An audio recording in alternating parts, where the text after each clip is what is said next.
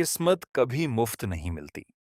पिछले भाग में हमने देखा था कि आरव को पता चलता है कि उसकी लक नोट दुनिया की 7 रहस्यमयी नोटबुक्स में से एक है और अब एक घातक खेल शुरू हो चुका था। एक ऐसा खेल जिसमें अंत में केवल एक ही मालिक जीवित बचने वाला था। उसे मेमोरी नोट की मालिक लड़की मिल चुकी थी और अब किसी अज्ञात व्यक्ति ने उसे चेतावनी दी थी, ड्रीम यूजर से सावधान रहना। उस रात आरव घर नहीं गया। उसे महसूस हो रहा था कि कोई लगातार उसका पीछा कर रहा है। हर गली, हर मोड़, हर शीशे में उसे किसी की मौजूदगी का एहसास होता था, लेकिन जब भी वह पीछे मुड़कर देखता, वहां कोई नहीं होता। सुबह होने तक वह शहर के एक छोटे कैफे मावे में बैठा रहा। लगभग 6 बजे उसकी आंख लग गई, लेकिन जैसे ही उसने आंखें बंद की, वह अचानक एक अजीब दुनिया में पहुंच गया। उसके सामने अंतहीन सीढ़ियां थीं। आसमान बैंगनी रंग का था। हवा में घड़ियां तैर रही थीं और दूर एक सिंहासन दिखाई दे रहा था जिस पर कोई बैठा हुआ था।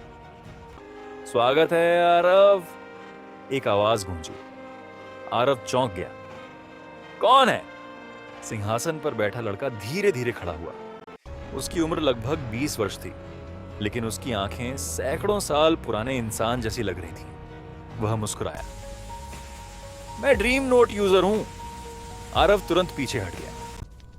क्या यह सपना है? हां, लड़का हंसा। और इस दुनिया में मैं भगवान हूं। अचानक पूरा दृश्य बदल गया।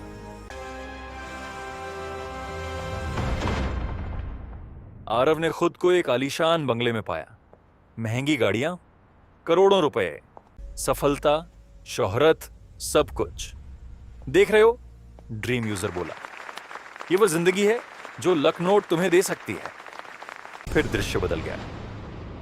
अब आरव ने खुद को अकेला देखा। बूढ़ा, टूटा हुआ, सड़क किनारे बैठा हुआ। उसके आसपास कोई नहीं था। और यह उसका असली अंत है, ड्रीम यूजर बोला।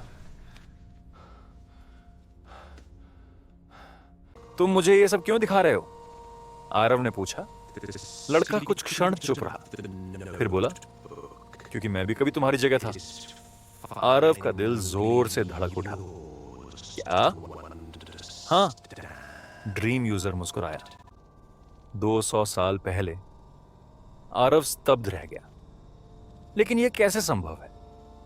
क्योंकि ये नोटबुक्स अपने मालिकों को उम्र से नहीं, किस्मत से बांधती हैं। फिर उसने ऐसा रहस्य बताया जिसने पूरी कहानी बदल दी। सातों नोटबुक्स किसी इंसान ने नहीं बनाई थी। उन्हें एक प्राचीन सत्ता ने बनाया था। एक ऐसी सत्ता जो इंसानों की इच्छाओं पर जीवित रहती थी। हर बार जब कोई नोटबुक का उपयोग करता, वह सत्ता और अधिक शक्तिशाली हो जाती। तो यह पूरा खेल, आरव बुदबुदाया, एक जाल है, ड्रीम यूजर बोला। हम सब केवल मोहरे हैं। अचानक पूरा सपना टूट गया। आरव की आंख खुल गई, लेकिन उसके हाथ में एक कागज था। सपने से आया हुआ कागज। उस पर एक पता लिखा था। पुरानी वेधशाला, ऑब्जर्वेटरी। रात 12 बजे नीचे एक पंक्ति लिखी थी। अगर खेल खत्म करना चाहते हो तो यहां आना। उस रात आरव वहां पहुंचा। पुरानी वेधशाला शहर के बाहर एक पहाड़ी पर बनी थी। सैकड़ों साल पुरानी, खंडहर बन चुकी, सुनसान। लेकिन अंदर पहुंचते ही वह रुक गया, क्योंकि वहां बाकी सभी मौजूद थे। Memory user, dream user, shadow user, fear user, time user और फेट यूजर। सातों नोटबुक्स पहली बार एक ही जगह पर थीं। तभी वेधशाला के बीचों बीच एक विशाल प्रतीक चमकने लगा और हवा में एक काली आकृति उभर आई। उसका कोई चेहरा नहीं था, कोई निश्चित आकार नहीं था, बस अंधेरा, शुद्ध अंधेरा। आखिरकार, आवाज गूंजी। सभी खिलाड़ी आ गए। यही वह सत्ता थी जिसने इन नोटबुक्स को बनाया था। अब अंतिम चयन शुरू होगा। अचानक सभी नोटबुक्स चमकने लगीं। पूरी इमारत कांपने लगी।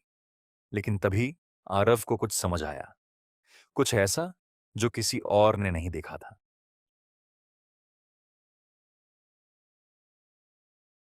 उसने अपनी लक नोट खोली और पहली बार अंतिम पृष्ठ दिखाई दिया।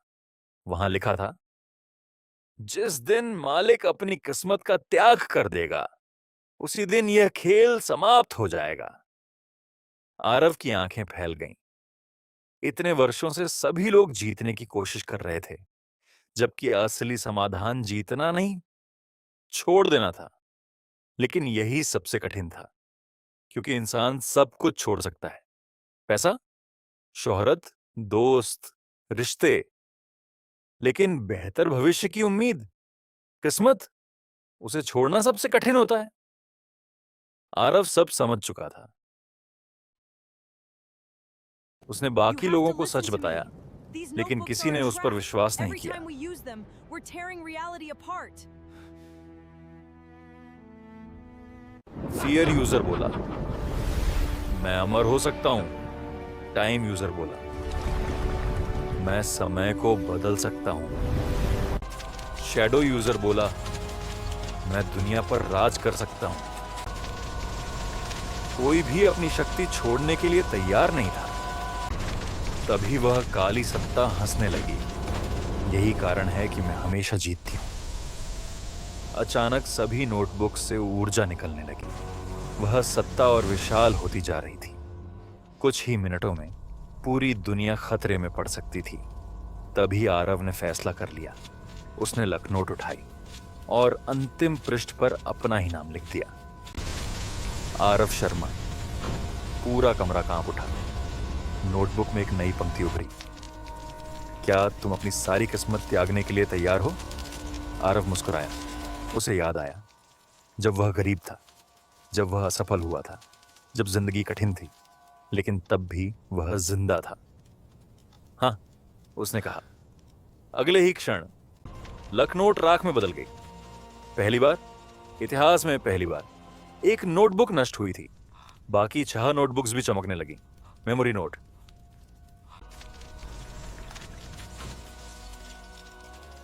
Dream note, fear note, shadow note, time note,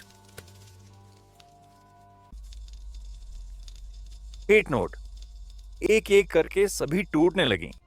काली सत्ता चीख उठी, नहीं, यह असंभव है। लेकिन अब बहुत देर हो चुकी थी। सैकड़ों वर्षों का खेल समाप्त हो रहा था। कुछ ही सेकंड में सारी नोटबुक्स गायब हो गईं और वह सत्ता भी। बस सन्नाटा रह गया। कुछ मिनट बाद वेधशाला पूरी तरह शांत हो चुकी थी। सभी लोग फिर से सामान्य इंसान बन चुके थे। न कोई शक्ति, न कोई जादू, सिर्फ जिंदगी। 1 साल बाद आरव फिर उसी शहर में रह रहा था। उसके पास करोड़ों रुपए नहीं थे, कोई जादुई शक्ति भी नहीं थी, लेकिन पहली बार वह सचमुच खुश था। अब जो कुछ भी मिलता था, मेहनत से मिलता था, और जो नहीं मिलता था, उसका दोष वह किस्मत को नहीं देता था। एक शाम वह पार्क में बैठा था। सूरज डूब रहा था, हवा चल रही थी।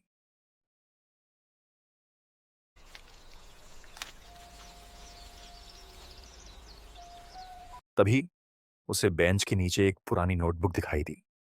कुछ क्षणों के लिए उसका दिल रुक गया। वह झुककर उसे उठाने लगा, फिर अचानक रुक गया, मुस्कुराया और बिना खोले उसे वहीं छोड़कर आगे बढ़ गया। क्योंकि इस बार उसे पता था कि कुछ दरवाजे कभी नहीं खोलने चाहिए।